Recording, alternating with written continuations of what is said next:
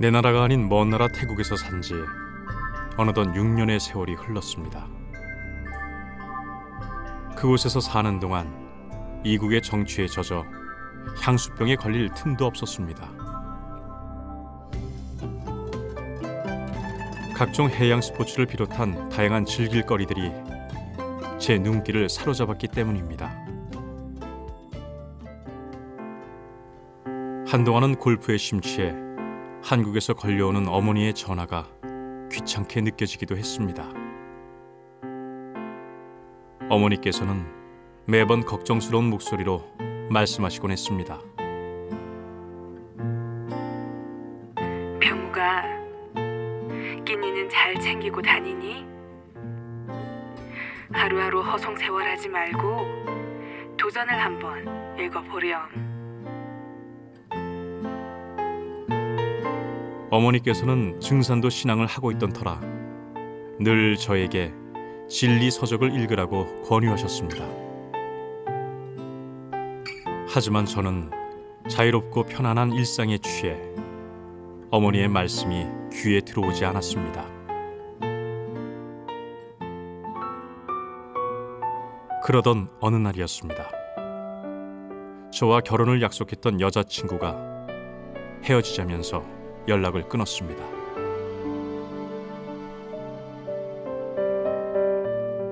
(10여 년이) 넘는 세월을 함께한 사람이기에 갑작스러운 이별 선언은 저를 큰 충격에 빠뜨렸습니다.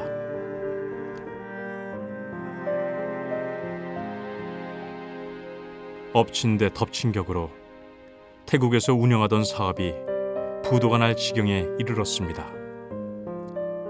이리저리 손쓸 틈도 없이 최종 부도 처리되던 날, 저는 삶의 의욕을 상실한 채 멍하니 하늘만 바라보았습니다.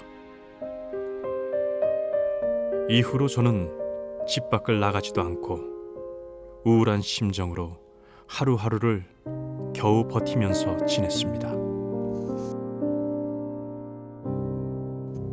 40살이 넘었어도 힘이 드니까 가장 먼저 생각나는 분이 있었습니다.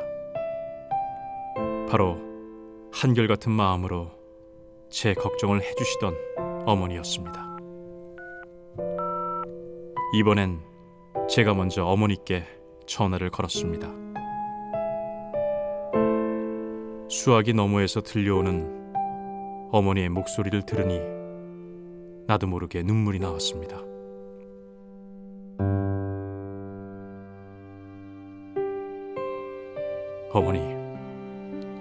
어머니께서 그렇게 매일 새벽마다 상제님께 기도하는데 저는 왜 이 모양입니까? 네? 어머님, 말씀 좀 해보세요.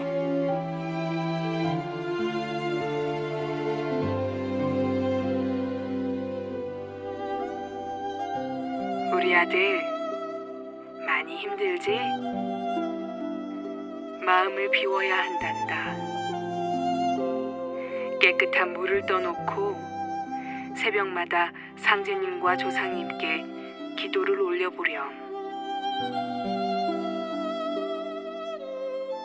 저는 이 고통과 괴로움에서 하루빨리 벗어나기 위해 어머니께서 일러주신 기도를 일주일간 올려보기로 했습니다.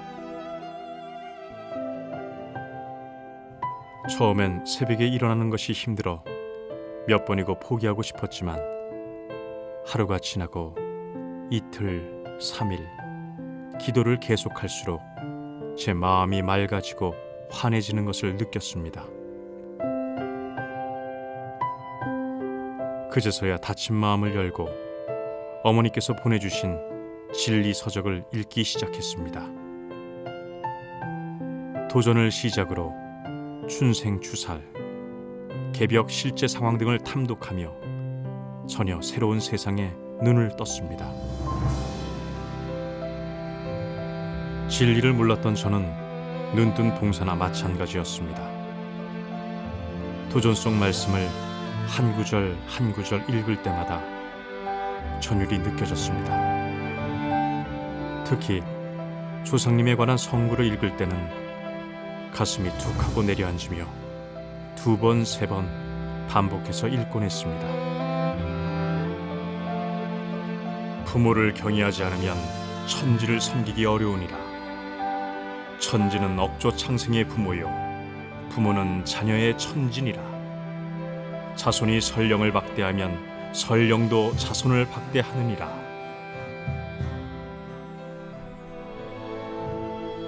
(10년이) 넘는 세월 동안 조상님 제사에 단 한 번도 참석하지 않고 성묘도 가지 않은 제가 성수를 모시고 기도를 드린다는 것이 너무나도 뻔뻔스럽고 죄송하여 눈물이 쏟아져 내렸습니다. 정말 기가 막힌 것은 140년 전 우주의 주지자이신 증산 상제님께서 이 땅에 오셨다는 사실을 지금껏 모르고 살았다는 것이었습니다. 상제님의 생애와 말씀이 담긴 도전을 보며 저는 하루빨리 고국으로 돌아오고 싶었습니다. 나를 낳아주고 길러준 조국의 소중함을 이제야 느끼게 된 것입니다. 다음 날 아침 일찍 어머니께 전화를 드리고 며칠 뒤 드디어 한국 땅을 밟게 되었습니다.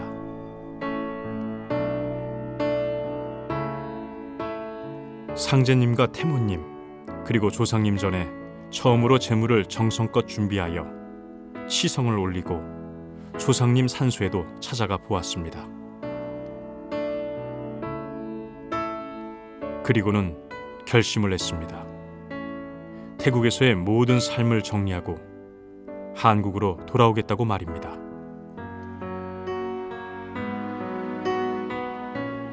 한국에서의 삶은 하루하루가 활기차고 행복했습니다.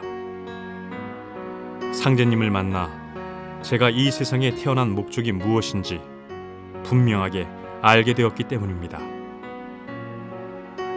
하루하루 도장에서 태울주 수행을 하니 그동안 나를 힘들게 했던 일들이 정리가 되고 건강도 다시 회복되었습니다.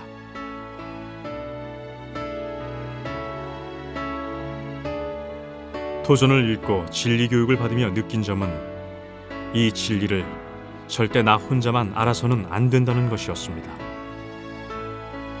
우주의 계절이 여름에서 가을로 바뀌는 이때 더 이상 인생을 허비하며 살 수는 없습니다.